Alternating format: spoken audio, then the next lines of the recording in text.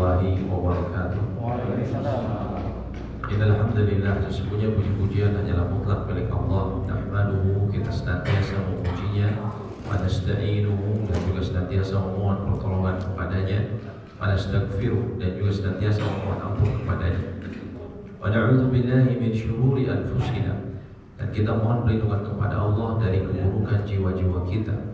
Wa min sayyiati a'malina, dan juga kita mohon perlindungan kepada Allah dari akibat atas amal buruk ataupun dosa yang kita lakukan. Man yahdihillahu fala mudilla lah.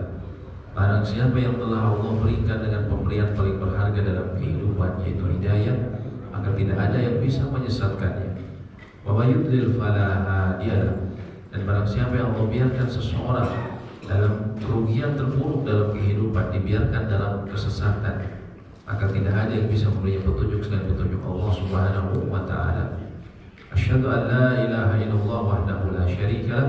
Saya bersaksi bahwa tidak ilah atau sesembahan yang berhak untuk diibadahi dengan benar selain Allah, tiada sekutu baginya. Wa anna Muhammadan abduhu wa rasuluh, dan bahwa Muhammad sallallahu alaihi wasallam adalah hamba dan juga utusannya. Wa ba'd, Allah berfirman, ya ayyuhalladzina amanu taqullaha haqqa tuqatih.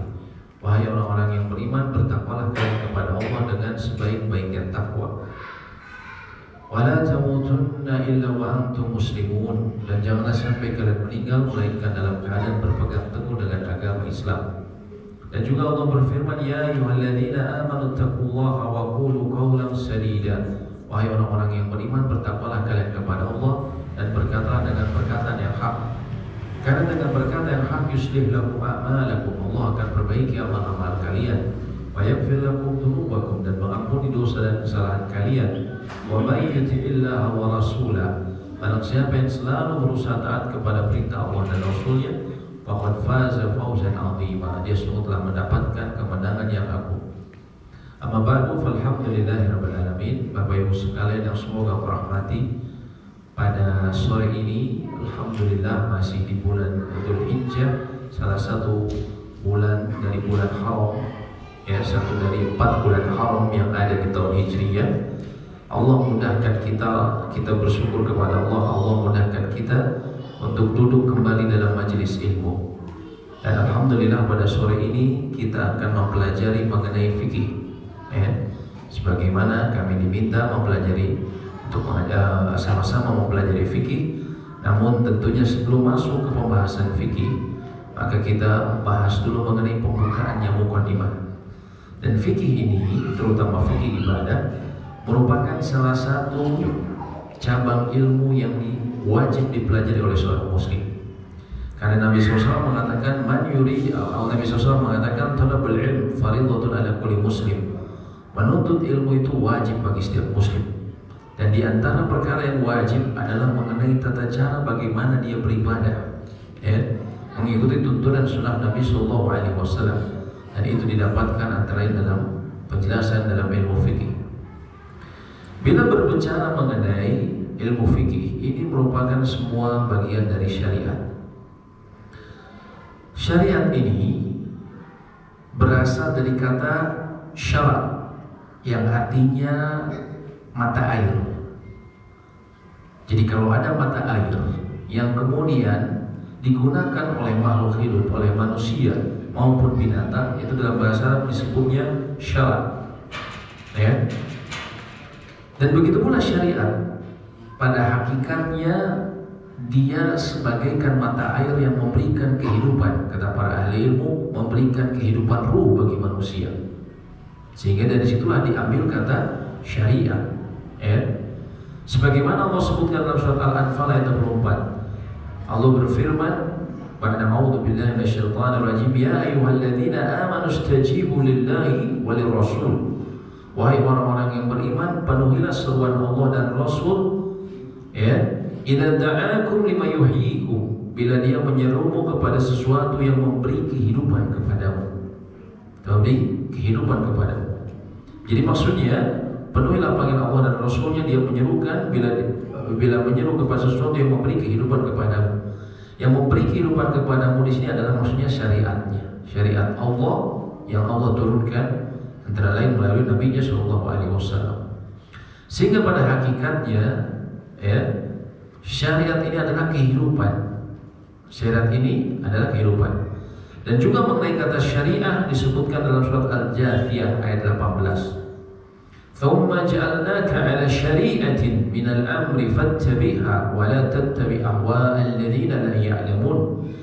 Kemudian kami jadikan engkau wahai Muhammad SAW mengikuti syariat, peraturan dari agama itu, maka ikutilah syariat itu dan janganlah engkau ikuti keinginan orang-orang yang tidak mengetahui. Ya. Jadi agama yang Allah turunkan, agama Islam ini adalah syariatnya. Ya. Kemudian bila berbicara mengenai syariat, syariat ini isinya apa? Kita di masyarakat kita sering menganggap bahwa yang namanya syariat itu bank syariah, ekonomi syariah. Padahal syariat ini lebih luas.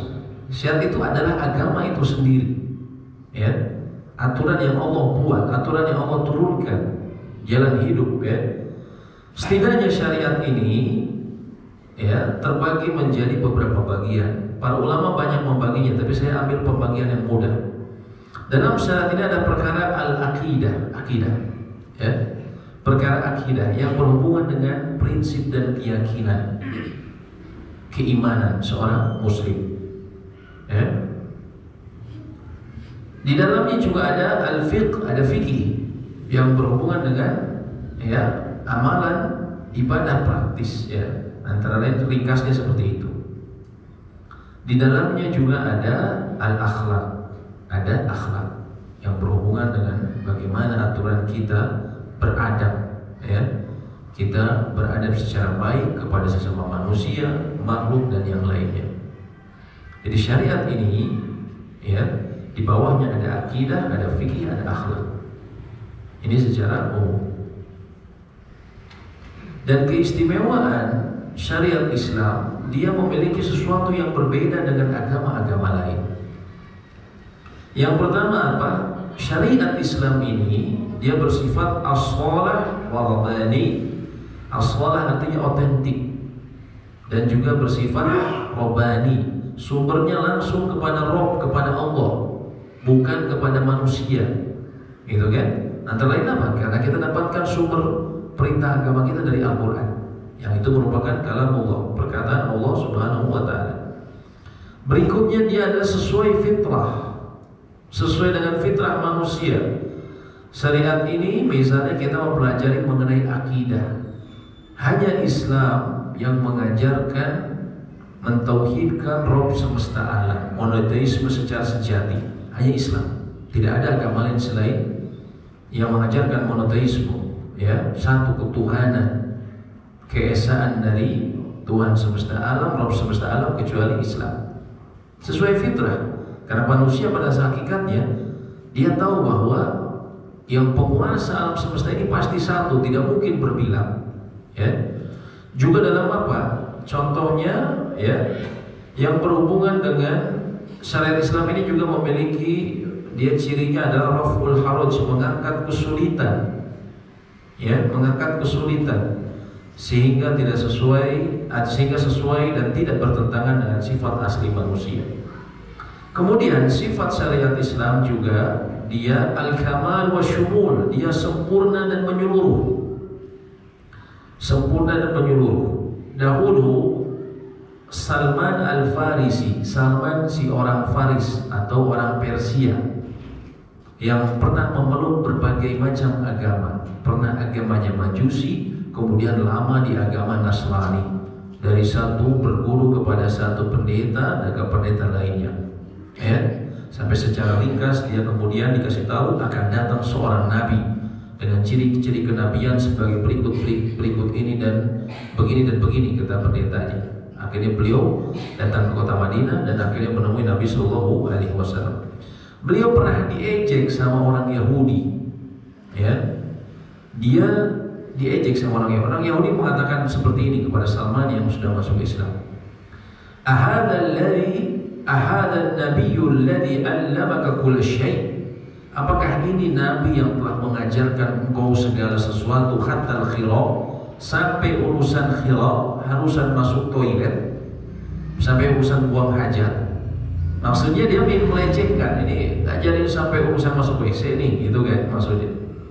Salman yang sudah tahu mengenai agama-agama lain, dia menjawab dengan penuh kebanggaan, bukannya merasa terhina, dia dengan bangga.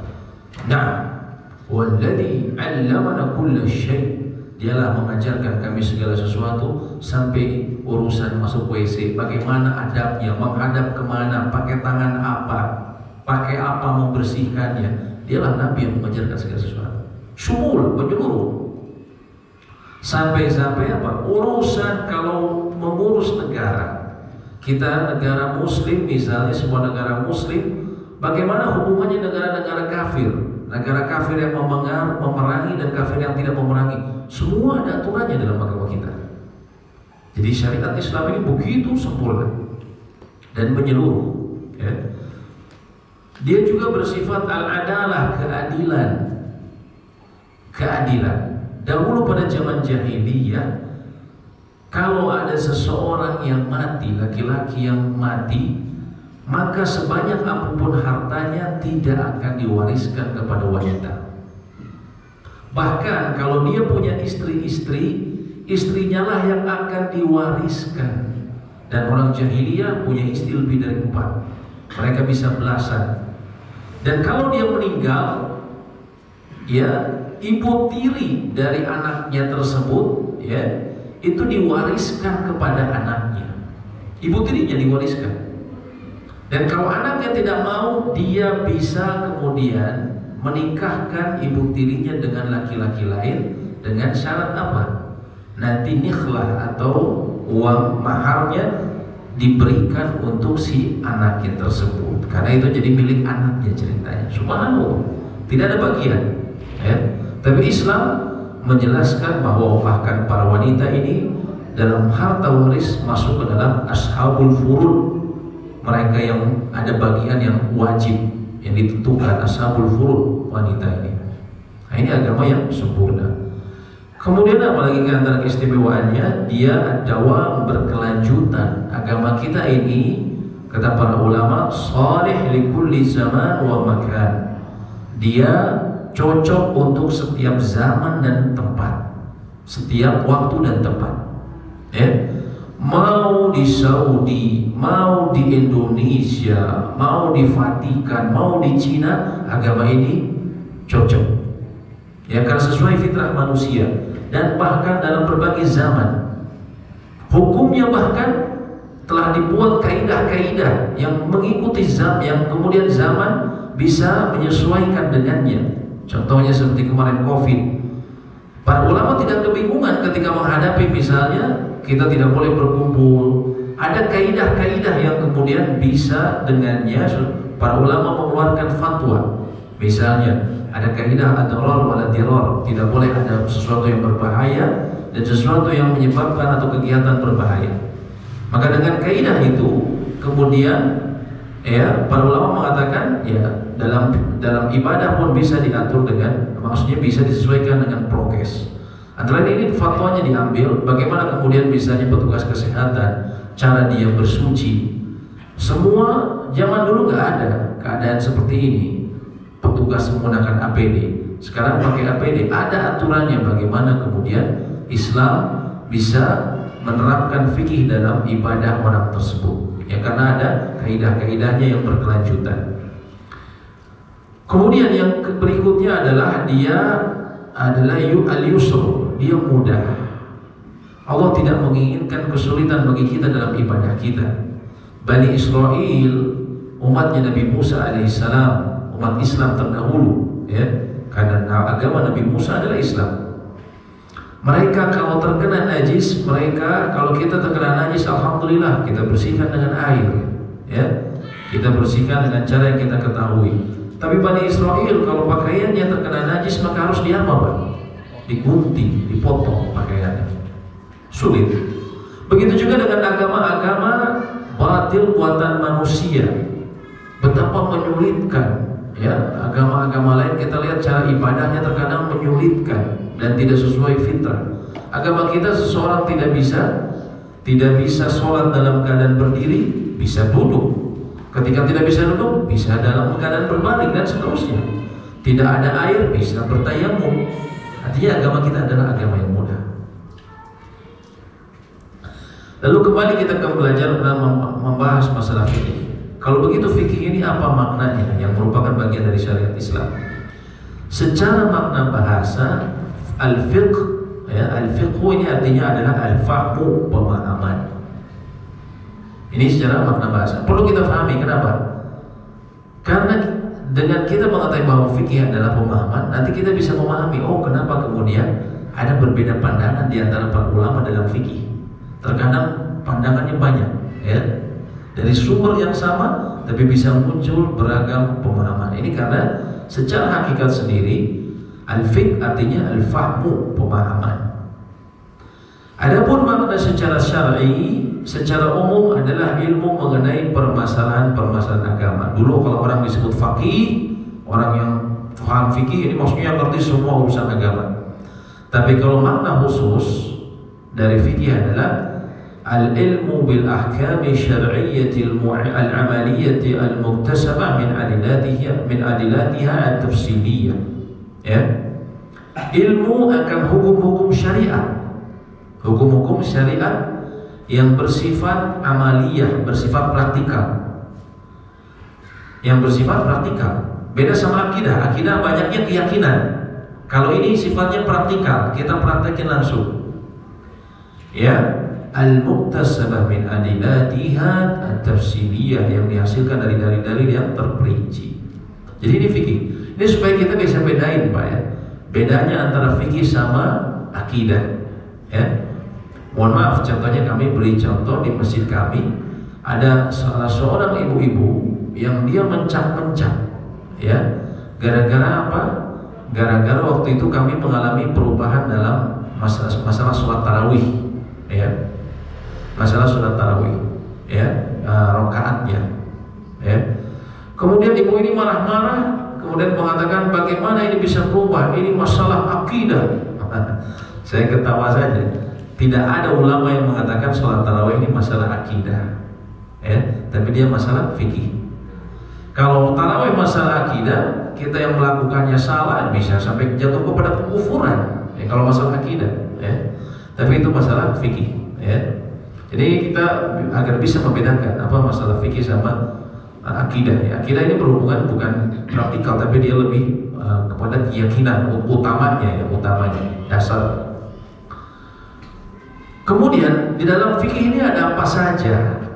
Ya, dalam fikih ini ada apa saja?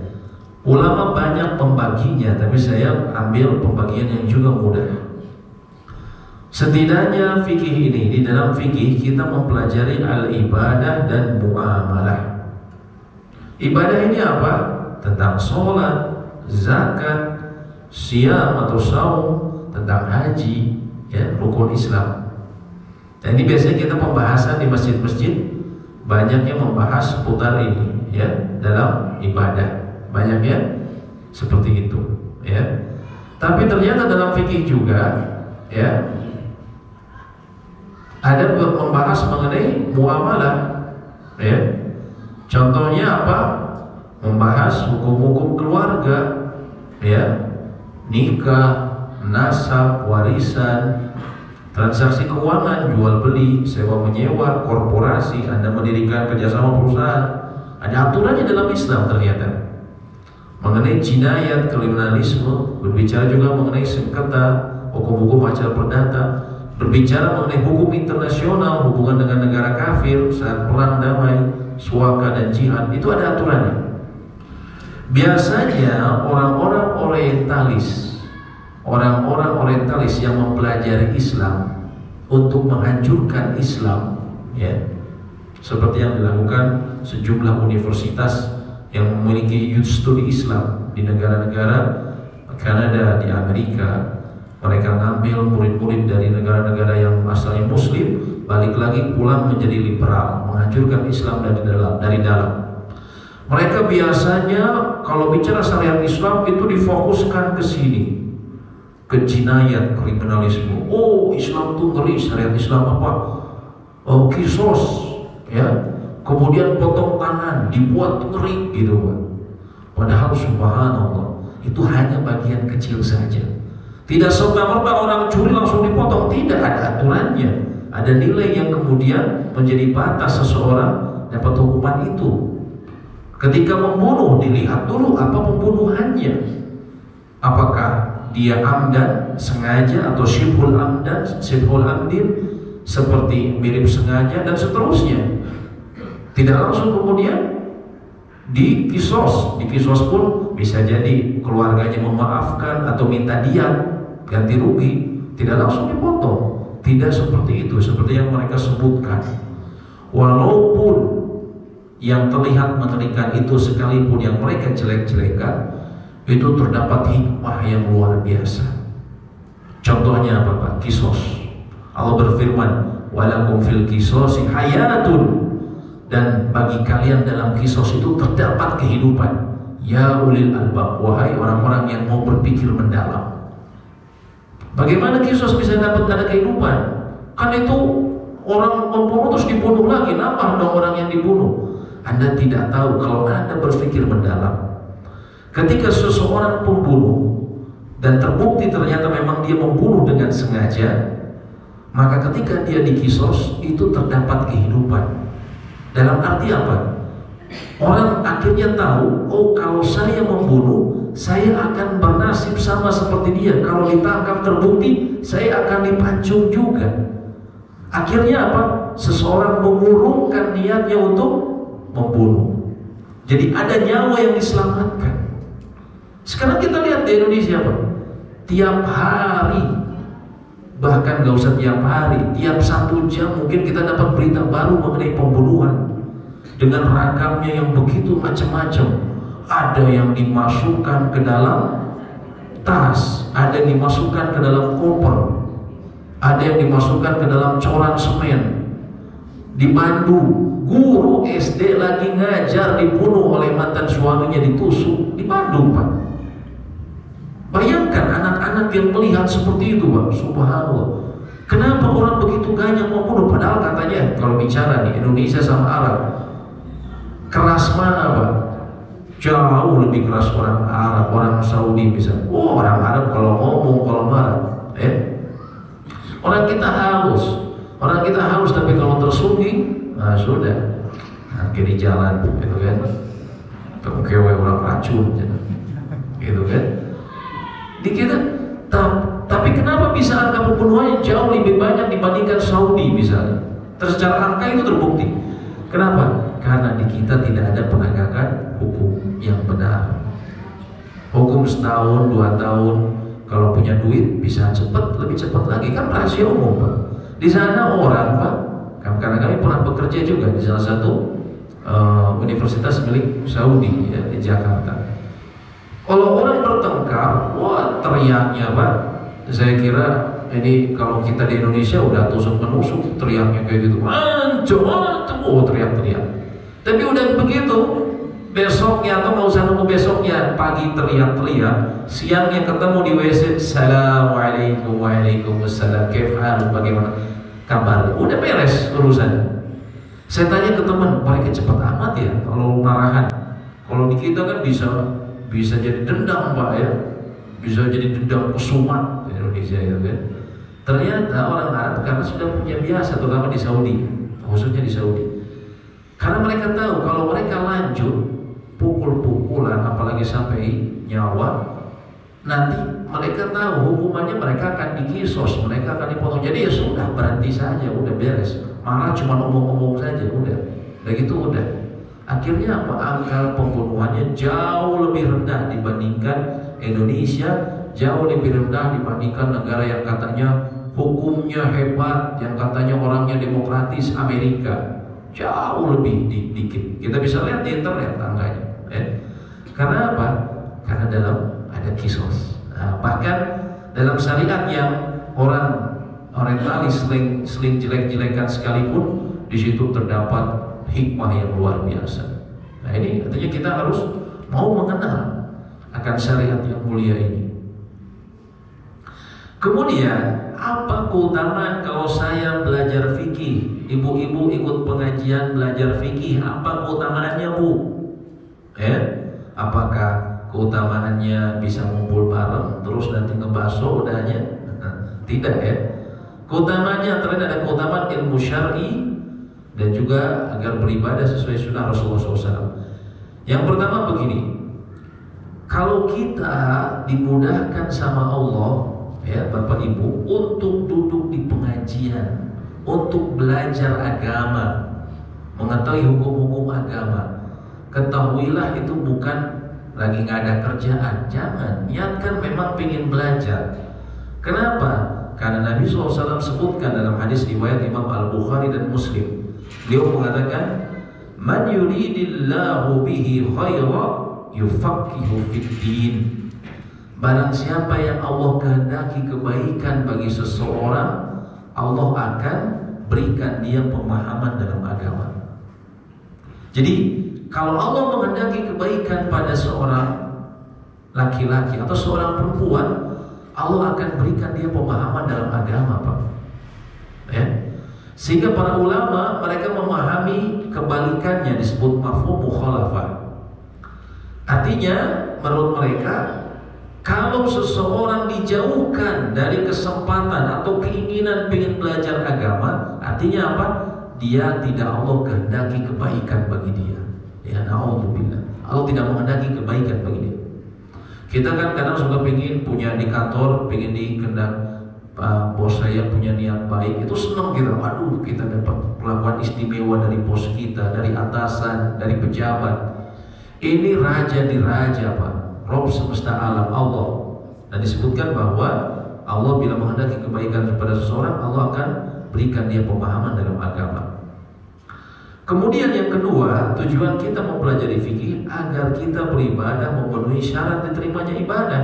Ya, sebagaimana telah kita bahas pada pertemuan sebelumnya yang kami sampaikan, bahwasanya ibadah itu baru diterima di sisi Allah kalau memenuhi dua syarat. Pertama, kita tahu bahwa hidup kita ternyata diperintahkan, tujuan hidup kita untuk beribadah, hakikat kehidupan kita beribadah. Ya, sebagaimana Allah sebutkan dalam surat Ad-Dariyat 56. Wa ma khalaqtul jinna wal insa illa liya'budun. Tidaklah aku ciptakan jin dan manusia kecuali agar mereka beribadah kepadaku. Dan ternyata ibadah itu hanya bisa diterima bila memenuhi dua syarat. Pertama, ikhlas, murni karena Allah. Yang kedua, mutaba'ah, mengikuti tuntunan sunnah baginda Rasulullah sallallahu alaihi wasallam. Nah, kita belajar fikih, kita biar tahu bagaimana cara kita mengikuti sunnah Nabi SAW. Ya, dalilnya banyak dalam surat Ali Imran. Qul in kuntum tuhibbunallah, katakanlah wahai Muhammad kepada mereka, kalau kalian mengaku mencintai Allah, fattabi'uni, ikutilah aku. Yuhibbukumullah wa yaghfir lakum dzunubakum. Allah akan mencintai kalian dan mengampuni dosa-dosa kalian. Oleh karena itu, mempelajari fikih ini hukumnya seperti apa ya? Ada dua macam, Pak. Setidaknya ada yang juga yang hukumnya sunnah, tapi saya ambil yang dari sifat yang wajibnya. Ada yang hukumnya fardu ain, ada yang hukumnya fardu kifayah. Ada juga yang sunnah ya, tapi ini saya khususkan bicara mengenai yang fardu dulu.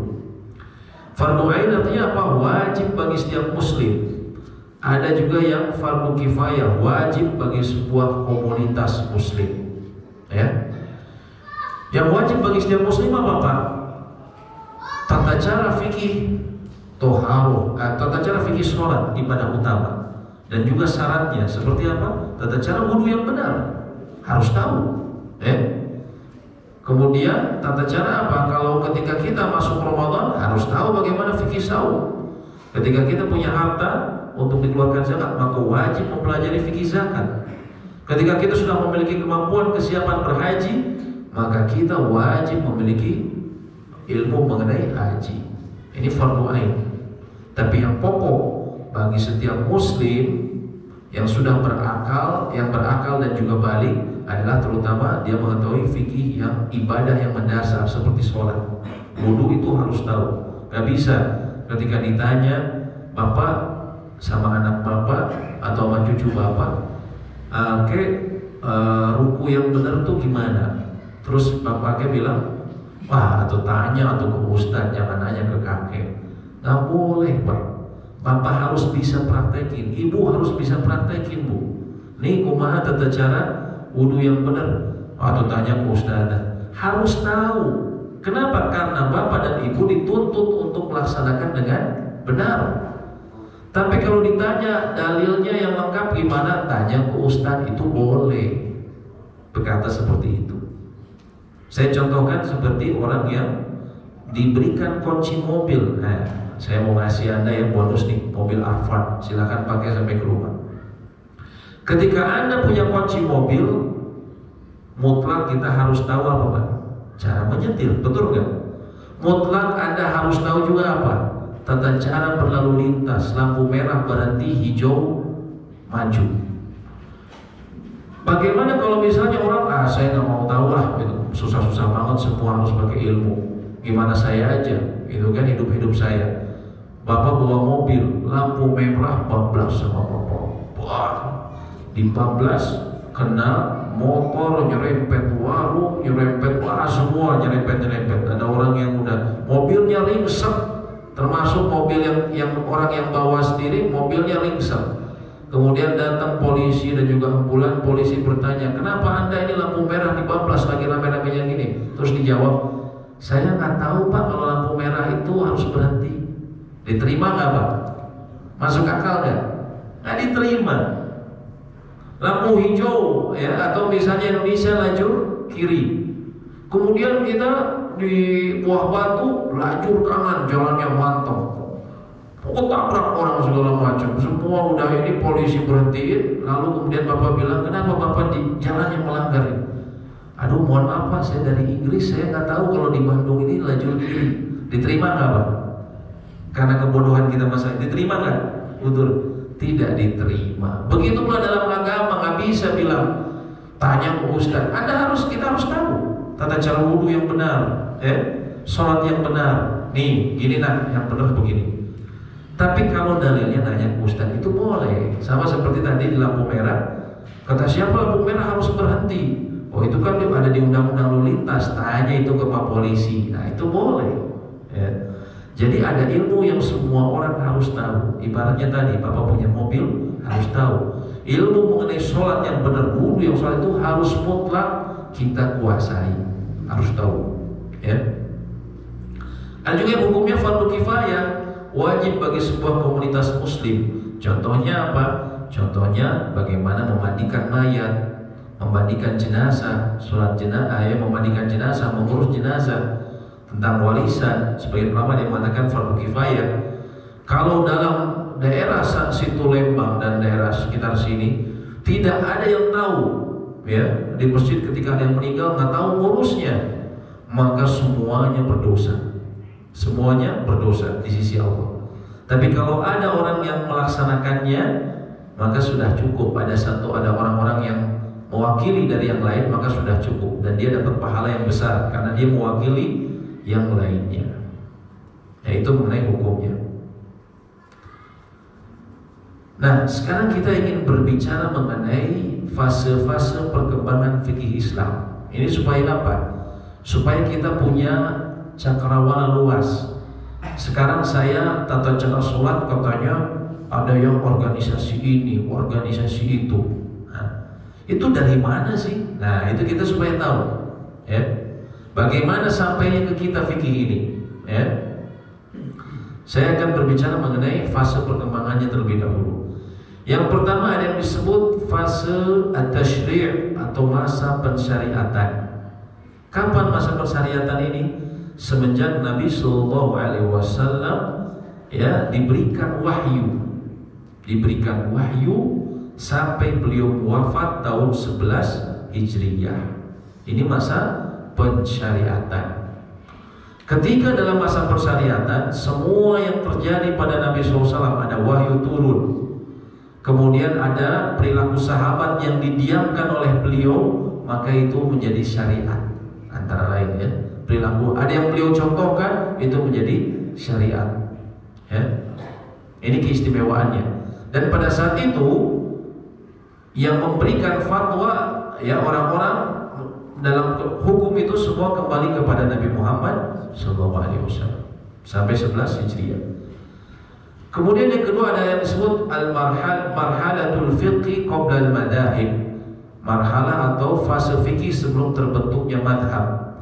Ini zamannya sahabat, dari tahun setelah Nabi SAW wafat sampai tahun 100 Hijriyah. Kemudian ada fase yang disebut sebagai fase terbentuknya al-madhahib, fase terbentuknya madhab-madhab fikih. Ini antara lain dari tahun sekitar 100 Hijriah sampai tahun 1300 Hijriah, kira-kira 100 tahun yang lalu. Maksudnya trennya, ya. Kemudian yang keempat ada yang disebut al-marhalatu al-ashr al-hadir, masa modern, zaman sekarang. Zaman sekarang ini memiliki pola fikih yang berbeda. Kalau dulu orang banyak terfokus kalau belajar hanya satu jenis fikih saja, Syafi'iyah, ini Hambali, ini Hanafiyah. Tapi 100 tahun terakhir zaman modern, ulama-ulama memberikan fatwa seringkali mengambil tidak hanya dari satu madhab. Yang nggak usah jauh-jauh, contohnya Komisi Fatwa MUI, ya. Mereka Indonesia secara tradisi kita madhabnya Syafi'iyah, tapi ulama-ulama di Komisi Fatwa MUI seringkali tidak hanya mengambil pendapat dari Syafi'iyah saja, tapi sering dari madhab lain. Begitu pula fatwa di Saudi atau fatwa di bawah di Mesir tidak fanatik kepada satu madhab. Ini tren 100 tahun terakhir. Nah, kita bicara mengenai masa sebelum mazhab fikih terbentuk, yaitu pada era sahabat dan juga era tabi'in. Ya. Ini bersedikit berbicara tentang sejarah ya, ibu-ibu ya. Kita pelajari ini supaya kita bisa tahu ya, supaya kita tidak fanatik buta. Banyak orang fanatik buta dalam masalah fikih ini ya, dalam fanatik terhadap organisasinya terkadang malah jadi ribut sama orang lain. Kalau kita tahu sejarahnya, kita bisa memahami ada bagian-bagian yang harus kita berlapang dada ya. Pertama, tadi generasi sahabat. Ketika berbicara sahabat, ada satu hal penting yang harus kita pahami. Pertama apa? Sahabat Rasulullah SAW ini bukan sekedar tokoh cerita yang sering kita dengar. Oh, sahabat itu mulia, mereka begini dan begitu.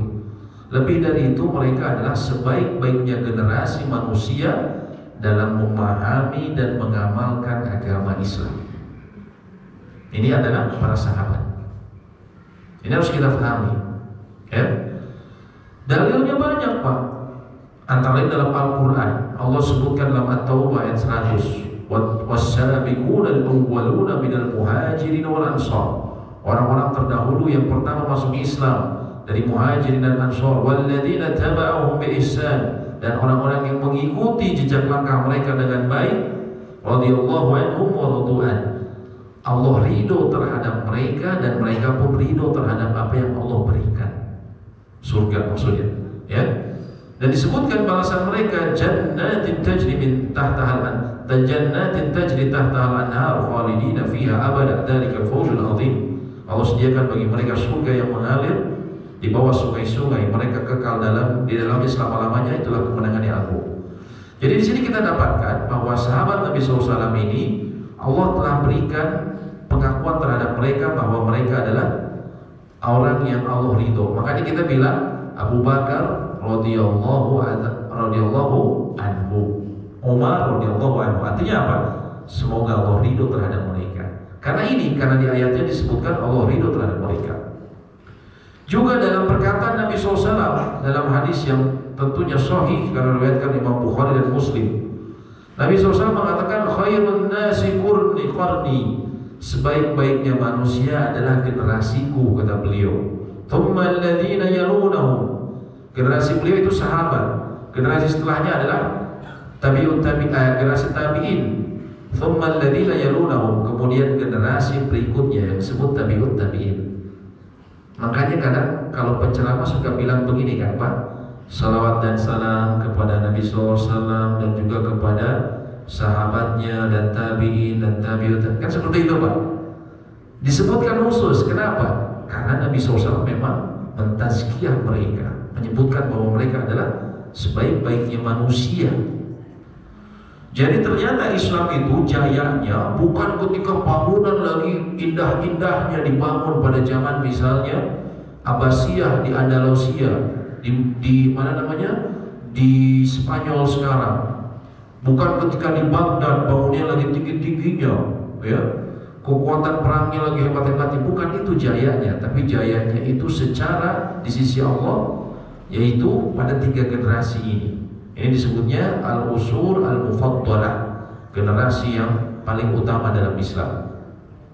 Ini perlu kita pahami, karena nanti ketika kita belajar fikih, nanti kita dapatkan sahabat yang ini berkata seperti itu, tapi ini berkata seperti itu. Kita tahu kedudukan mereka. Mereka ini kalibernya seperti apa, bukan orang sembarangan, ya.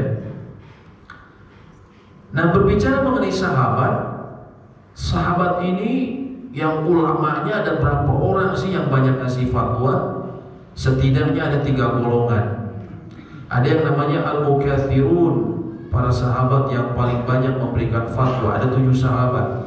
Ada Umar radhiyallahu taala anhu, Umar bin Khattab, ada Ali bin Abi Thalib, ada Abdullah bin Mas'ud, ada Aisyah, ada Zaid bin Thabit, ada Ibnu Abbas dan Ibnu Umar. Ini 7 sahabat yang paling banyak memberikan fatwa. Yang kedua, ada sahabat yang pertengahan dalam memberikan fatwa dalam fikih. Misalnya 13 sahabat. Ada yang namanya, ada Abu Bakar, Utsman bin Affan, Ummu Salamah, Anas bin Malik, dan seterusnya. Mungkin kita bertanya, Abu Bakar itu kan kata para ulama manusia terbaik setelah para nabi. Kenapa beliau tidak banyak memberikan fatwa? Iya, karena beliau menjadi khalifah pengganti Nabi SAW cuma 2 tahun. Dan beliau urusannya disibukkan dengan banyak, ada sejumlah kekacauan seperti orang-orang yang menolak membayar zakat, maka beliau memeranginya, sehingga sibuk dengan urusan itu, sehingga tidak banyak memberikan fatwa. Kalau Umar, dia memerintah selama lebih dari 10 tahun, sehingga waktunya banyak untuk para ulama lain, sahabat lain menimba ilmu darinya. Sisanya ulama sahabat yang lain, mereka sedikit meriwayatkan ilmu, ya. Ini yang utama. Kemudian setelah tadi ada beberapa sahabat tadi, kemudian berdiri semacam pengajian atau madrasah yang besar di 3 kota. Ya. Pertama antara lain di Madinah, di tempatnya Nabi SAW hidup tentunya. Ada sahabat yang namanya Zaid bin Thabit, lalu diteruskan oleh Abdullah bin Umar. Ini tokohnya. Zaid bin Thabit ini, Bapak sekarang baca Al-Quran, Bapak ngirim pahalanya semua buat dia. Kenapa? Karena dia ketua panitia pengumpulan Al-Quran. Al-Quran dulu kita ketahui ada di pelepah kurma, ada di batu pipih, kemudian digabungkan dijadi satu mushaf, ya, terutama pada zaman Utsman. Ketua panitia itu Zaid bin Thabit, dan dia seorang ahli fikih juga, ya. Kemudian diteruskan oleh anaknya Umar bin Khattab, Abdullah bin Umar. Kemudian ada di kota Kufah di Irak, tokoh terkemukanya adalah sahabat yang mulia Abdullah bin Mas'ud. Dan yang ketiga adalah di kota Mekkah, yang di tokoh yang terkemukanya adalah sepupu Nabi SAW, Abdullah bin Abbas radhiyallahu taala anhu. Ini madrasah fikih sahabat. Artinya semua pemahaman Islam yang benar yang ada di muka bumi ini dulu sumbernya dari 3 madrasah ini. Ya, setelah meninggal Nabi SAW dan juga ketika di zaman para sahabat, berpusatnya antara lain di sini berkembangnya. Nah, ini petanya ya.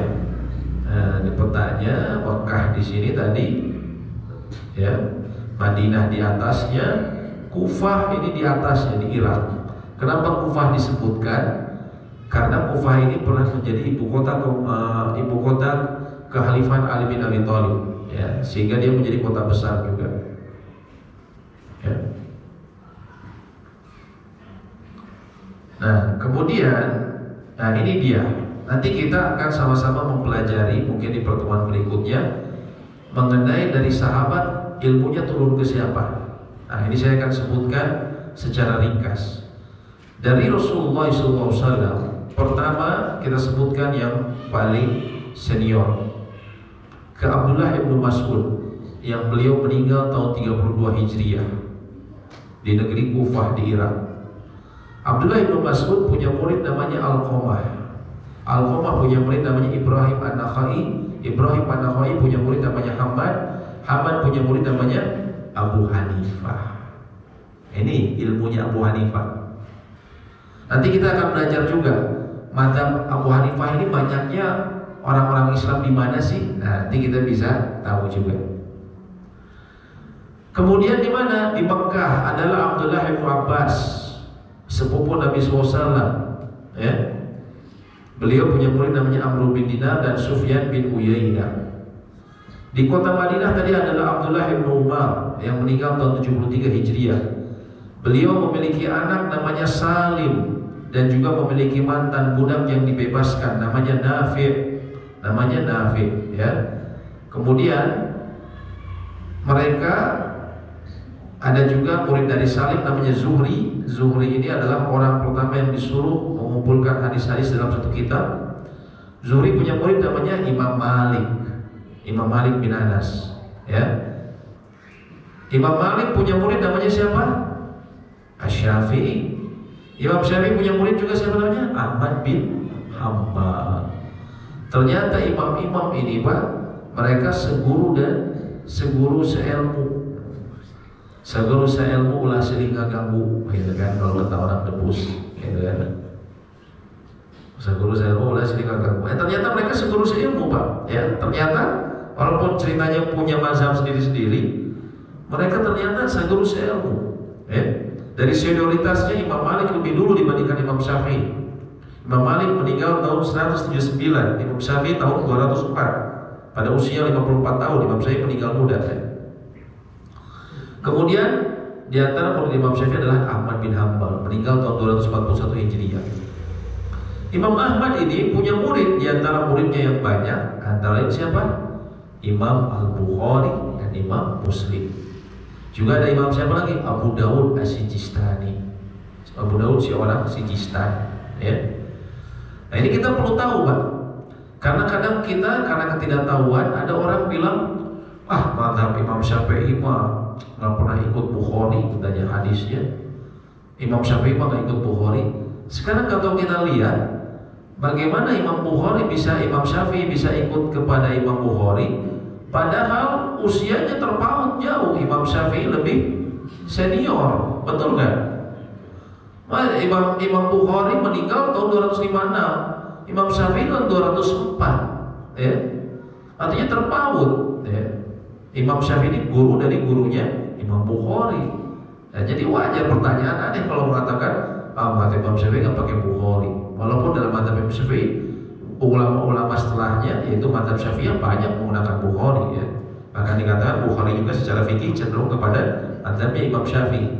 Tapi artinya kalau Imam Syafi'i nggak mungkin ngambil dari Bukhari karena usianya jauh tuh, ini kan. Nah, di sini supaya jadi kita tahu, Pak, ya. Ternyata seperti itu, ya. Ini apa namanya? Nah, ini yang sekarang karena kita yang dikenal mazhab itu ada 4, ya. Yang paling senior mazhab Hanafiyah, ya, yaitu Abu Hanifah.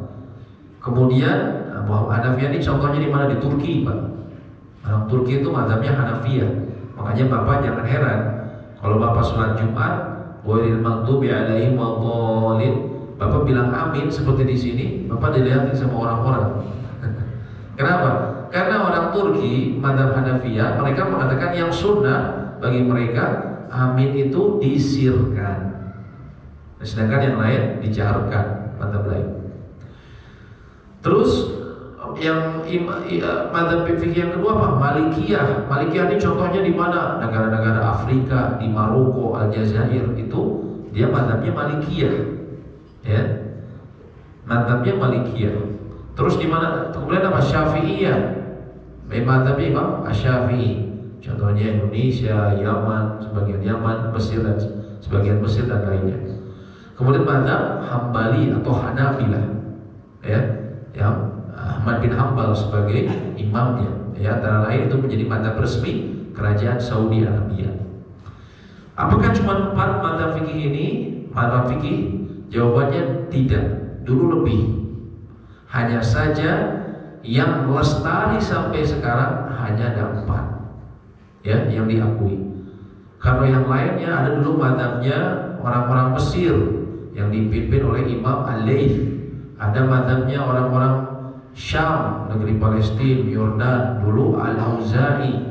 Tapi disebutnya indarosat, mazhab mereka sedikit demi sedikit hilang. Kenapa? Karena murid-muridnya tidak seperti murid yang 4 imam ini. Mereka gigih mengajarkan kembali apa yang diajarkan guru-guru mereka, dibuat buku-bukunya dan seterusnya. Kalau yang lain tidak, sehingga kemudian mereka hilang seiring dengan waktu. Yang bertahan yang 4 ini. Ya. Dari sini kita bisa melihat sejarahnya. Ya. Mau diteruskan atau mau tanya jawab? Teruskan aja Pak. Teruskan aja Pak ya, ngabuburit Pak ya. Nah sekarang kita ingin belajar. Di antara imam tadi ada yang namanya Abu Hanifah. Siapa nih Abu Hanifah? Abu Hanifah memiliki nama asli An-Nu'man ibn Thabit. An-Nu'man ibn Thabit. Dia ternyata disebutkan dia keturunan Persia Pak, orang Kabul, Afghanistan.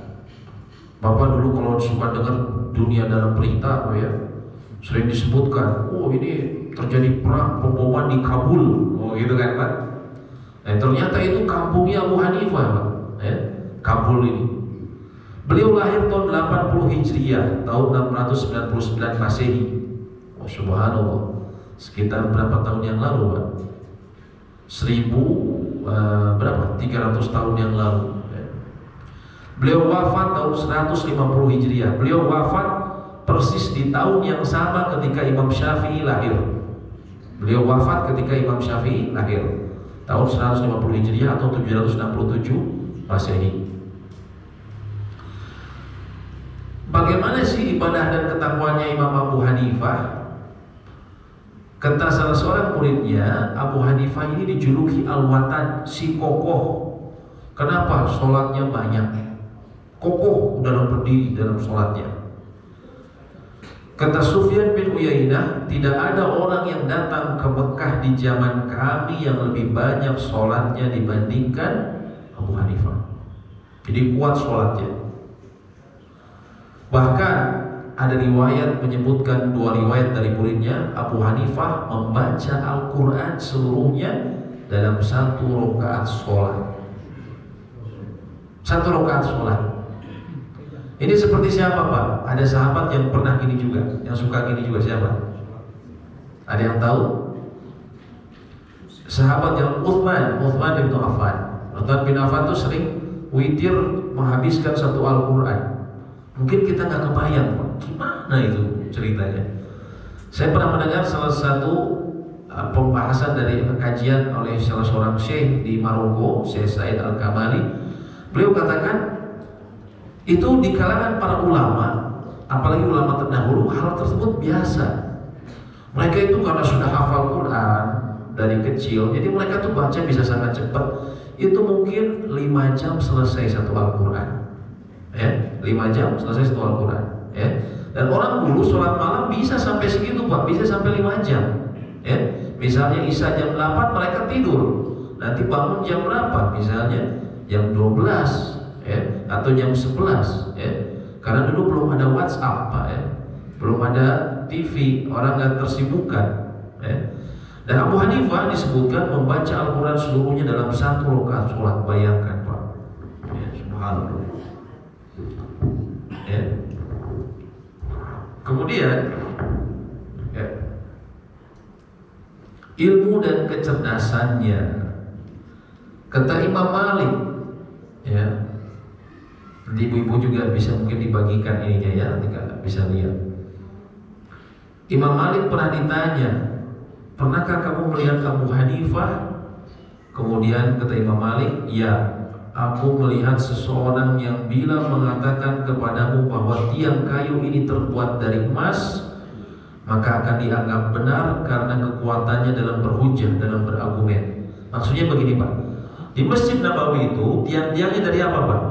Dulunya dari kayu, dan kelihatan kayu. Tapi kalau Abu Hanifah, kata Imam Malik bilang, andaikan Abu Hanifah bilang ini bukan dari kayu nih, dari emas, bagaimana bisa? Dia akan keluarin alasannya, karena begini. Karena pinternya orang pasti percaya. Saking pinternya dia dalam berargumen, semua orang pasti percaya. Walaupun ini jelas-jelas kayu, tapi kalau Abu Hanifah bilang emas, kata Imam Malik, orang akan percaya.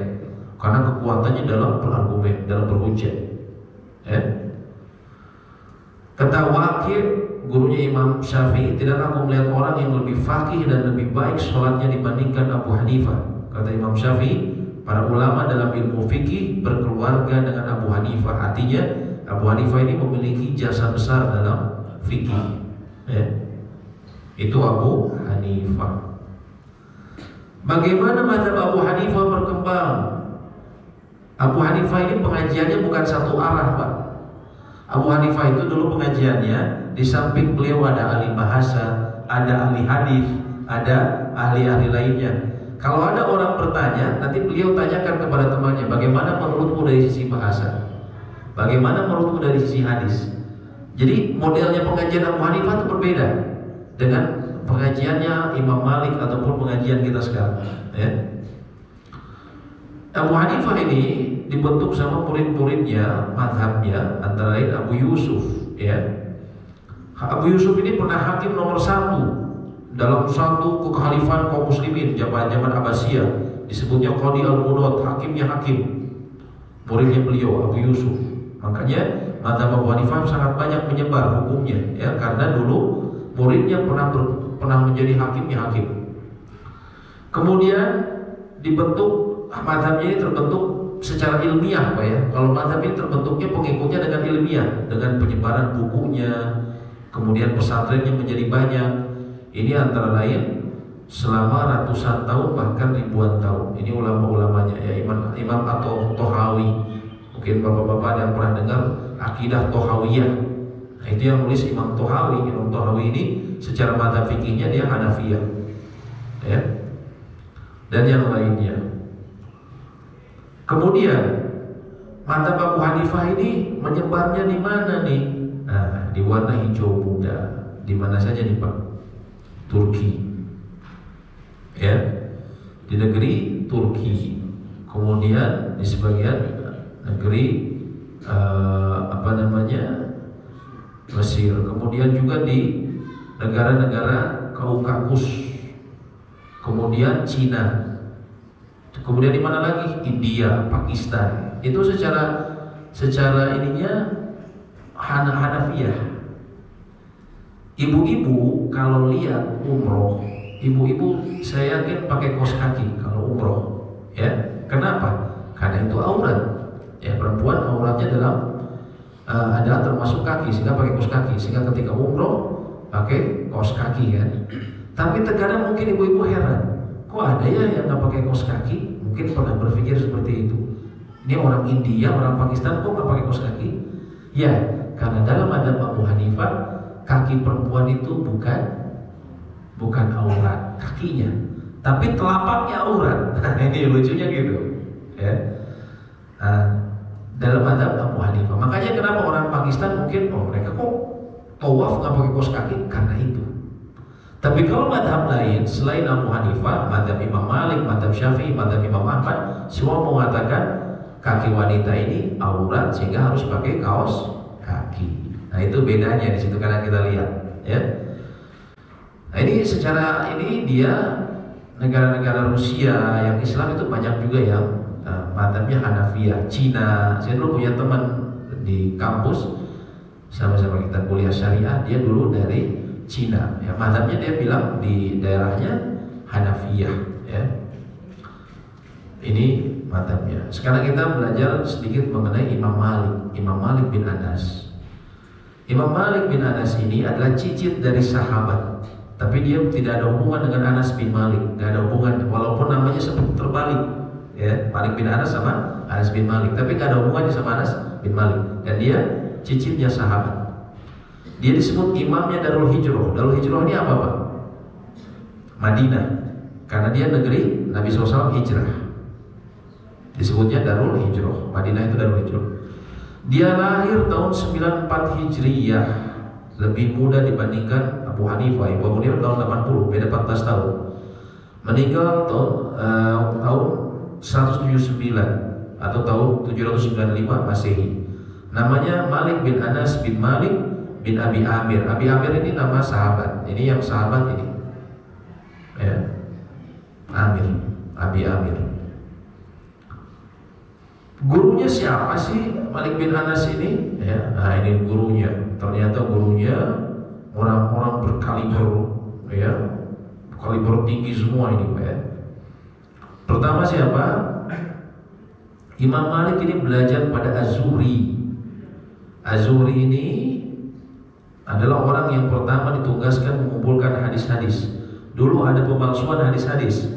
Makanya Khalifah Umar bin Abdul Aziz meminta agar hadis-hadis yang ada itu dikumpulkan, dijadikan untuk dijadikan satu kitab, gitu kan. Orang yang diperintahkan ini adalah Az-Zuhri, gurunya Imam Malik. Kemudian Az-Zuhri belajar kepada Salim, anaknya Abdullah bin Umar. Juga Imam Malik ini pernah belajar kepada An-Nafi. Nafi adalah mantan budaknya Abdullah bin Umar. Dan kemudian mereka Salim sama Nafi sama-sama belajar ke Abdullah bin Umar. Abdullah bin Umar anaknya Umar bin Khattab. Dia sahabat yang paling banyak meriwayatkan hadis bersama Abu Hurairah. Jadi hadis-hadis kita, Pak, ibu-ibu, ibadah bapak-bapak, itu banyak kita ngambil dari hadis-hadisnya atau perilaku perkataan Nabi SAW yang direkam oleh Abdullah bin Umar. Ya, beliau sahabat yang di antara sahabat yang paling banyak meriwayatkan hadis. Jadi gurunya itu dekat sekali ke Nabi SAW, Imam Malik ini. Ya. Dan ini guru-gurunya ini orang-orang yang sangat istimewa, sehingga sekarang kita tahu hadis yang kita paling sahih apa Pak? Bukhari. Kalau ada kita hadis yang paling sahih di Bukhari setelah hadis yang setelah hadis mutawatir, hadis yang sahih yang berikutnya adalah hadis yang diriwayatkan oleh Imam Malik. Imam Malik belajar dari Az-Zuhri, Zuhri dapat dari Nafi dari Abdullah bin Umar kepada Rasulullah SAW. Kalau hadis perawinya, hadis ini kan diriwayatkan. Imam Malik dapat dari siapa? Dari gurunya Zuhri dapat dari siapa? Dari Nafi. Kalau ada hadis periwayatnya Imam Malik, Zuhri, kemudian Nafi, Abdullah bin Umar, kemudian Rasulullah SAW, maka itu adalah hadis yang paling sahih dalam Sahih Bukhari. Jadi sahihnya yang paling sahih. Ini subhanallah. Kalau hadisnya diriwayatkan oleh orang-orang ini, ya, makanya disebut ini silsilah dhahabiyah, mata rantai emas. Jadi kalau ada hadis riwayatkan siapa? Dari Imam Malik, Imam Zuhri, Nafi, Abdullah bin Umar, maka itu sudah pasti yang disebutkan itu perkataan Nabi SAW. Nabi SAW berkata seperti itu. Ya. Ini kaliber orang-orangnya. Ibadah dan ketakwaannya, kata Ibnu Mahdi, tidaklah aku melihat seorang yang lebih berwibawa dan sempurna akalnya dengan ketakwaan yang luar biasa selain Imam Malik. Kata Ibnu Wahbin, andaikan aku memenuhi catatanku dengan ucapan Malik la adri, maka sungguh aku bisa melakukannya. La adri maksudnya saya tidak tahu. Maksudnya apa? Imam Malik ini ulama yang luar biasa. Ya, dia orang yang pertama membuat kitab hadis dalam satu buku yang disebarkan, yaitu Al-Muwatta namanya. Walaupun begitu, beliau kalau ditanya agama, kalau tidak tahu, beliau tidak segan-segan mengatakan la adri, saya tidak tahu. Sehingga kata muridnya, saking beliau sangat berhati-hati, kalau dikumpulkan orang nanya kepada Imam Malik, dia jawab bilang saya tidak tahu. Kalau dikumpulkan itu bisa jadi satu buku. Ya. Sekarang kita lihat Pak, ada penceramah yang mendadak jadi ustadz di TV di mana, gaya ngomongnya bagus, ditanya agama segala macam, padahal dia nggak pernah punya pendidikan agama yang formal, bisa jawab semuanya, betul kan? Ditanya ini tahu, tapi padahal ngasal banyaknya, ya, nggak punya pendidikan agama yang jelas kadang, ya. Padahal dulu Imam Malik, kalau beliau tidak tahu, beliau mengatakan saya tidak tahu. Kecerdasan dan keilmuannya, kata Imam Syafi'i, idza dzukirul ulama fa Malik najmun. Bila disebutkan ulama-ulama, maka Imam Malik itu bintangnya. Yang ngomong siapa? Pak? Imam Syafi'i yang ngomong. Imam Malik itu bintangnya ulama. Dan Imam Malik itu mengatakan, tidaklah aku memulai berfatwa. Beliau tidak berani berfatwa sebelum kecuali setelah ada 70 orang bersaksi bahwa aku ahli dalam berfatwa. Jadi ketika beliau mulai berfatwa itu, beliau nanya dulu kepada 70 ulama, saya sudah pantaskah untuk berfatwa? Ke guru-gurunya, kata ulama, ya kamu sudah pantas, kamu sudah pantas, kamu sudah pantas. 70 orang bilang kamu sudah pantas, baru dia berani berfatwa. Walaupun begitu tadi, kalau nggak tahu bilang la adri, tidak tahu. Dan ulama pertama yang menyusun kitab hadis sebelum Bukhari dan Muslim, sebelum Sunan Abu Daud dan selainnya, maka yang pertama adalah Imam Malik. Sejarah mazhab Imam Malik dibentuk antara lain semenjak beliau meninggal, kemudian oleh murid-murid beliau, ya, tahun 282 Hijriah, kemudian dikembangkan lagi oleh murid-murid malam mazhabnya yang terkenal antara lain Ibnu Rusdi tahun 616 Hijriah, ya, sekitar 800 tahun yang lalu. Ini Pak, namanya disebutkan Ibnu Rusdi ini. Dia penulis kitab Bidayatul Mujtahid. Ada juga namanya Qadiyat, namanya sering disebut. Ini 800 tahun lalu buatnya Pak. Tapi sampai sekarang bukunya Bidayatul Mujtahid itu dipakai di universitas-universitas Islam di Indonesia. Bahkan kami kuliah di fikih perbandingan. Dulu kami belajar kuliah syariah. Kami belajar kitab ini Bidayatul Mujtahid, ya, dengan cetakan terbaru tentunya. Tapi itu ditulis sudah 800 tahun yang lalu. Ya, jadi berkahnya ilmu mereka sampai ratusan tahun kemudian dipakai ilmunya, ya. Dia bukunya istimewa karena dia dalam masalah fikih dia berbicara mengenai dalam pendapat berbagai mazhab, tapi selalu disebutkan alasannya kenapa mazhab Syafi'i bilang begini, kenapa mazhab Imam Malik mengatakan seperti ini, disebutkan alasannya, sehingga istimewa bukunya. Dan ada fase, jadi mazhab Imam Malik ini terbentuk ribuan tahun. Ini saya sebutkan gini, apa fungsinya Pak? Supaya kita bisa berpikir Pak. Terkadang mohon maaf ya, terkadang kita seringkali fanatik sama organisasi, kelompok, golongan dalam agama. Padahal kita sekarang mau berkaca, organisasi Indonesia adakah yang sudah usianya lebih dari 100 tahun? Tidak ada. Paling Al-Irsyad Al-Islamiyah, yang pertama itu kan Al-Irsyad Al-Islamiyah, yang orang-orang turunan Arab, ya. Kalau mohon maaf yang lain itu tidak ada yang belum sampai 100 tahun, ya. Tapi mazhab ini ribuan tahun. Terkadang ada orang fanatik dengan organisasi ketika disebutkan ini yang dikuatkan oleh Imam Malik dan Imam Syafi'i atau yang lain, kadang dia tolak, dia tidak tahu kedudukannya imam-imam tersebut, bagaimana mazhabnya terbentuk ribuan tahun, ya. Sekarang kita lihat di mana menyebarnya mazhab Imam Malik. Oh ini Pak, yang warna Tosca. Di mana nih? Afrika. Jadi kaum muslimin di Afrika banyaknya mazhabnya Malikiyah, ya. Contohnya di mana? Di Afrika Utara, Afrika Barat, kemudian juga di Aljazair, kemudian di Maroko, Mauritania, ya. Di Sudan, negeri Sudan juga seperti itu. Juga ada di mana nih? Ada di sebagian Uni Emirat Arab.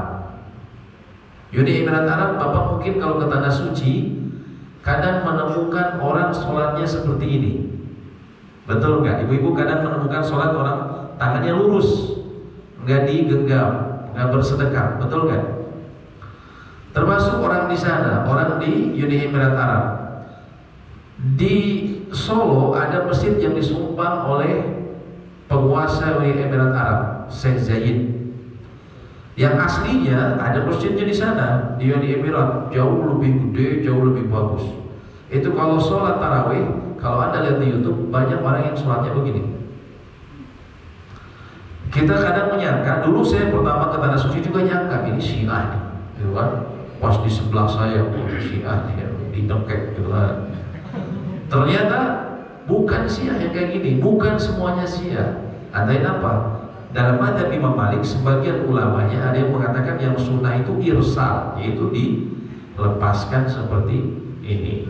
Nah itu kan kita jadi mengetahui, oh ternyata pantesan di Uni Emirat Arab. Saya juga baru paham kenapa di YouTube-nya mereka banyak segini. Saya kira sempat kira Syiah, ternyata bukan, karena ternyata Malikiyah, ya seperti itu. Wallahu a'lam bishawab, ya. Ini kita masih ada madzhab Syafi'i dan Imam Ahmad, tapi saya kira nanti bisa kita teruskan. Apabila ada pertanyaan ataupun diskusi, saya persilahkan. Ini sampai jam berapa ya? Sampai maghrib apa? Oh sampai maghrib nih, kamu murid memang betul. Tapi sebelum saya mulai, ada hadiah nih. Tapi kayaknya ibu-ibu aja lah, biar ibu-ibunya semangat ya. Ibu-ibu, saya mau nanya, tadi dari yang saya sampaikan, ya, siapakah ulama yang dia disebutkan pernah sholat atau suka sholat, ya, dalam satu rakaat menghabiskan satu Al-Quran?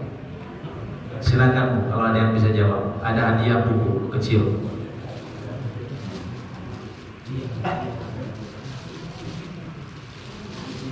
Siapa Bu? Siapa satu Bu? Silakan. Satu aja, siapa yang mau menjawab? Iya. Bapak-bapak. Abu Hanifah. Abu Hanifah. Ah, betul Bu. Nah. Ya, nanti diantarkan. Masih ada satu lagi Pak buat ibu-ibu. Nah, biar mumpung ibu-ibu ya.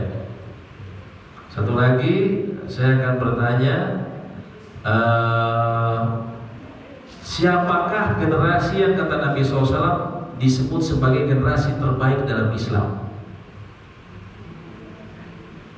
Satu aja, satu generasi aja disebutkan, nggak usah semuanya. Siapa Bu? Silakan. Ya, tebak-tebak. Ya. Gampang Bu. Yang disebutkan dalam Al-Quran juga bahwa mereka Allah ridho terhadap mereka, sehingga kita kalau bilang nama mereka, kita selalu bilang semoga Allah meridhoi mereka. Siapakah mereka? Generasi Rasulullah. Yaitu generasi Rasulullah Nabi Muhammad. ya, generasi Rasulullah SAW ini siapa Bu?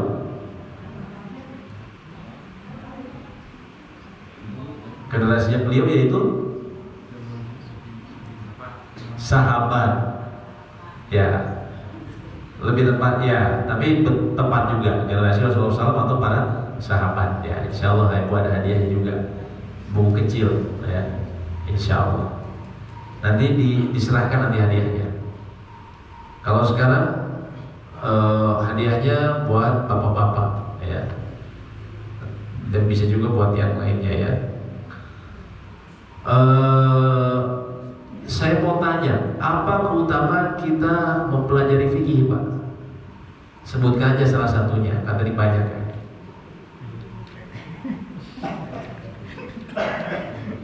Ya, silakan. Agar kita beribadah memenuhi syarat diterimanya ibadah. Yaitu? Mutaba'ah. Yaitu? Mutaba'ahnya apa? Mengikuti Rasulullah SAW. Sallallahu alaihi wasallam. Alhamdulillah, betul Pak. Maka. Nah sekarang agak sedikit susah, ya Ahmad. Mungkin ada yang ingat hadisnya dalam bahasa Indonesia. Apa keutamaan orang belajar agama? Pakai bahasa Indonesia saja, nggak usah pakai bahasa Arabnya. Keutamaan orang belajar agama. Maka yang di belakang kan silakan Bapak. Ayo, nggak apa-apa.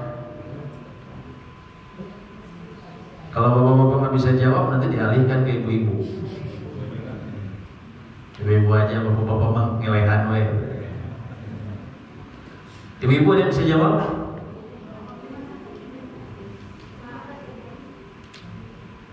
Ada yang bisa jawab? Ini penting loh, kita tahu supaya kita semangat belajar agamanya. Kalau kita nggak tahu fadilahnya, ngapain datang ke pengajian? Kalau tahu kita fadilahnya, buat kita semangat. Jadi kita tahu tujuan kita, begitu kan? Siapa? Silakan. Atau bapak-bapak ada yang masih mau jawab, silakan. Lumayan hadiahnya Pak, ya, buat ngabuburit. Ya, dibaca maksudnya, bukan dimakan. Silakan. Ibu-ibu, apa keutamaan belajar ilmu agama? Menambah iman, Pak. Menambah iman. Ada lagi Bu? Ikhlas. Menambah iman sama ikhlas. Ada hadisnya nggak Bu? Ibu ingat ada hadisnya yang tadi saya sampaikan?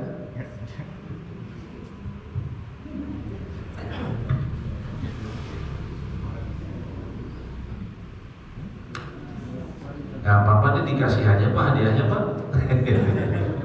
Hadis Bukhari Muslim, Pak. Ah ya, hadis Bukhari Muslim. Ya, betul hadis Bukhari Muslim. Tapi yang saya maksud adalah hadisnya adalah man yuridillahu bihi khairan yufaqihu fiddin, atau bahasa Indonesianya saja, barang siapa yang Allah kehendaki kebaikan bagi seseorang, Allah akan berikan dia pemahaman dalam agama. Itu yang buat kita supaya semangat, supaya kita tahu kalau Allah menghendaki kebaikan bagi kita, artinya apa? Kita akan dimudahkan jalannya menuju surga dengan apa? Belajar agama. Ya. Nah, insya Allah ibu tetap, karena bilang Bukhari Muslim dapat hadiahnya. Nanti diantarkan, nanti ini aja Pak ya, ada 3 hadiahnya. Ya, nanti Bu diantarkan Bu. Baik, silakan, mungkin ada yang mau ditanyakan terkait yang tadi disampaikan ataupun yang lainnya, ya silakan.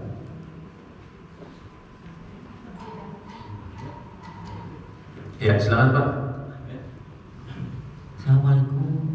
Waalaikumsalam warahmatullahi wabarakatuh. Assalamualaikum. Ya, makanya mohon. Kalau kita Pak sekarang, apakah kita itu menganutnya satu mazhab? Apakah semua Pak? Ya. Kita bisa di Mekah kan? Jadi gimana tuh Pak? Ya. Mazhab itu harus satu apa? Kita tuh bisa menganut semua 4 mazhab itu Pak? Ya, baik. Ya. Sekarang kalau dalam masalah fikih, apakah kita harus wajib menganut satu mazhab atau tidak? Jawabannya tidak harus, tapi boleh. Ya, sebagaimana banyaknya ulama mengatakan seperti itu. Boleh seseorang mengambil fikih hanya dari satu mazhab, terutama mazhab yang populer di negerinya. Selama itu mazhab yang diakui, yaitu mazhab apa? Contohnya 4 tadi. Kan dulu sempat pernah ada beredar buku fikih lintas 5 mazhab, betul nggak? Sempat populer buku. Ternyata dimasukin sama dia Syiah, Ja'fari. Nah, itu kan bukan mazhab yang sah, ya. Itu disengaja dimasukin, diterbitkan di Bandung. Waktu itu banyak bukunya.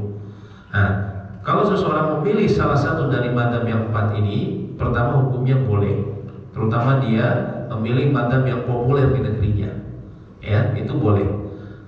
Namun apakah saya benar-benar harus ngambil hanya dari satu mazhab saja, tidak boleh dari mazhab lain? Nah, itu tidak tepat. Kita boleh dalam satu mazhab mengambil, ya, untuk apalagi kalau orang lagi belajar, kita mengambil salah satunya, tapi tidak harus kita fanatik. Artinya ketika ada dari pendapat mazhab lain lalu kita tutup, oh nggak bisa, itu bukan dari kita. Tidak. Ulama-ulama juga seperti itu. Contohnya Imam Nawawi. Imam Nawawi sering beliau mengambil pendapat dari mazhab lain. Tapi ketika kita mengambil pendapat lain, kita ngambilnya juga dari ilmu. Kita tahu dulu keterangannya, ya. Dan bukan karena ingin mengikuti yang enaknya aja, bukan. Tapi karena bisa kita lihat, oh dalam ini yang disampaikan oleh misalnya guru kita, oh ternyata dalam mazhab lain, dalam hal ini dalilnya misalnya lebih kuat, atau misalnya pemahamannya lebih tepat, ya. Sehingga mungkin dalam hal ini saya mengambil dari mazhab lain, tapi di atas ilmu, itu boleh, ya, seperti itu, ya. Jadi boleh seseorang mengambil satu madhab, ya. Dan juga yang dicela itu kalau misalnya bermadhab, kalau apa? Kalau fanatik buta itu yang tercela. Jadi nggak mau kalau dari yang lain, ya, benar-benar nggak mau. Nah, ini yang tercela. Tapi kalau kita belajar satu madhab, lalu kita juga melihat ada pendapat yang lebih kuat, maka itu tidak mengapa kita mengambilnya. Seperti itu secara ringkas, Bu, ya. Allahu a'lam bishawab. Ya. Silakan tadi Bapak ada yang mau tanya. Sebetulnya hampir sama gitu, Pak. Ya. Itu cuman kita cara memilihnya ini yang repot. Iya. Nah, cara memilih yang terbaik itu apakah sesuai dengan hati kita sendiri, Iya. atau memang harus melihat lingkungan gitu ya? Iya. Kalau misalnya lihat lingkungan nggak cocok dengan saya gitu lah. Iya. Apakah itu? Kemudian tadi bilang tidak bisa mengambil beberapa papan. Padahal waktu kita ini kan bahan ini yang bagus, ini bahan ini bagus, yang itu kita laksanakan, itu bagaimana itu? Iya, baik. Nah, terus yang kedua adalah mengenai kita sudah terbiasa dengan kegiatan ibadah seperti lazimnya, tapi ternyata keluar fatwa gitu ya. Nah ini kadang-kadang jadi, waduh, kalau fatwanya tidak dilaksanakan nanti kita yang salah lagi. Padahal kita sudah dari kecil itulah ibadah kita yang kita laksanakan. Ya, baik. Saya kira itu aja, Pak. Ya. Terima kasih. Wassalamualaikum warahmatullahi wabarakatuh. Saya jadi lupa tadi Pak, pertama nanya apa ya? Pemilihan dari Pak. Oh, pemilihan. Terus kemudian Bagaimana kita memilih madhab? ya, gabung-gabungkannya bagaimana, karena Iya. menurut pendapat kita ini rasanya. Nanti gini, sebenarnya kalau kita sebagai orang awam, kita cukup nanti gunakan satu buku saja yang jadi panduan, ya, dalam pembahasan fikih. Tapi nanti kita berikan pandangan dari misalnya, karena begini, biasanya di Indonesia secara tradisi kita madhabnya Syafi'iyah, tapi kenyataannya tidak seperti itu di kota, terutama di kota-kota. Ya, di kota-kota kayak di Bandung kita tidak mutlak Syafi'iyah, betul nggak Pak? Ya, banyak praktek-praktek dalam Syafi'iyah juga tidak sama, ya, atau tidak dilakukan di kota, atau sebaliknya banyak yang disangka itu Syafi'iyah padahal bukan. Yang banyak dilakukan orang-orang dahulu misalnya di daerah dianggap itu Syafi'iyah, ternyata bukan Syafi'iyah, ya. Jadi dalam memilih madhab ini, ya, ini pentingnya belajar. Kita terus belajar, ya. Kita nanti akan pakai buku yang jadi panduan, tapi nanti kita akan sebutkan pandangan misalnya dalam madhab Syafi'iyah apa, lalu kemudian pandangan dari madhab lain, ya. Lalu kita memilihnya seperti apa dalam suatu pendapat-pendapat tersebut. Kita memilih berdasarkan antara lain berdasarkan argumen atau hujah yang disertai dengan dalil yang paling kuat, itu antara lain. Itu biasanya ulama seperti itu. Mereka mengambil pendapat itu karena menurut mereka ini hujahnya atau dalilnya lebih kuat, ya. Dan ketika kita belajar, bisa jadi kita menemukan hal-hal yang berbeda dengan apa yang kita pelajari. Kalau itu di atas ilmu, maka tidak mengapa. Kita jangan kemudian sungkan atau merasa tabu untuk kemudian merubahnya. Kalau memang keterangannya jelas, dan yang dulu kita pernah lakukan ternyata, aduh mohon maaf, dulu saya cuma ikut-ikutan aja memang, itu misalnya ya Pak. Ketika kita tahu keterangan yang jelas, maka kita harus mengikuti yang jelas, ya. Setelah kita harus mengikuti yang berdasarkan ilmu, ya, berdasarkan ilmu, ya. Contohnya begini, anggaplah dalam praktek ibadah sholat, dalam haji, karena Nabi SAW mengatakan shollu kama ra'aitumuni usolli, sholatlah kalian sebagaimana kalian melihat aku sholat. Nah ternyata saya selama ini praktek dari kecil enaknya memang begini, tapi setelah saya belajar, oh ternyata praktek sholat yang benar sesuai sunnah Nabi SAW itu begini. Oh saya ada yang salah. Nah kita itu balik lagi ke diri kita. Kita mau berubah atau tidak, ya. Nah itu tentunya bila kita berubah mengikuti petunjuk di atas ilmu, itulah yang terbaik. Seperti itu. Ya, jadi ketika belajar memang kita harus siap juga belajar, dan mungkin ada yang pemahaman yang salah atau apa, kita sama-sama perbaiki, seperti itu Pak, ya. Nah, yang tidak boleh itu kalau kita disebutnya mencari keringannya. Jadi kita ngambil yang ini karena yang ini lebih ringan, yang ini lebih ringan, itu nggak boleh. Tapi kalau di atas ilmu maka tidak mengapa. Ya Allah a'lam bishawab. Ya. Tapi nanti kita akan pakai buku panduan ya, sehingga nanti kita bisa ya mengikuti panduan sesuai yang ditulis para ulama ya. Allahu a'lam bishawab. Baik, ada lagi yang ditanyakan Bapak Ibu?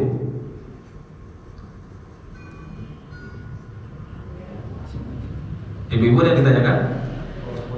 Memang ini belum masuk ke masalah fikihnya, nanti ini baru masih pembukaan. Nanti kalau yang masalah fikihnya biasanya baru mulai muncul banyak pertanyaan. Ini mau diteruskan atau mau sudahan Pak? Lanjut nanti aja ya. Ya, nanti muridnya di rumah aja masing-masing ya.